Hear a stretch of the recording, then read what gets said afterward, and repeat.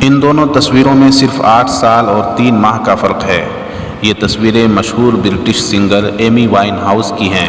ان 8 سالوں میں ایمی وائن ہاؤس نے زندگی کے کئی روپ دیکھے۔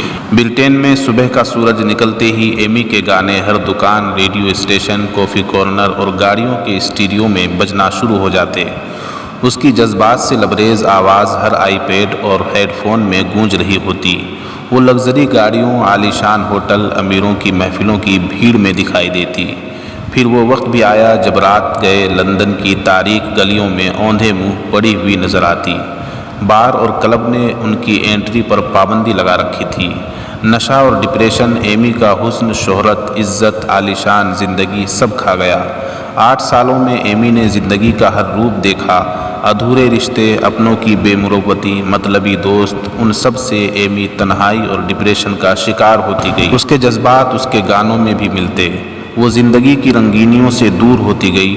اپنے آخری وقت میں وہ بالکل تنہا ہو گئی تھی۔ 23 جولائی کی صبح 27 سال کی ایمی وائن ہاؤس کی لاش اس کے فلیٹ سے اس حالت میں ملی کہ پورا کمرہ شراب کی خالی بوتلوں سے بھرا پڑا تھا۔ ایمی کی دل دہلا دینے والی پوسٹ مارٹم رپورٹ سامنے آئی جس میں اس کے جسم میں الکحل کی ماترا خون کی ماترا سے زیادہ تھی۔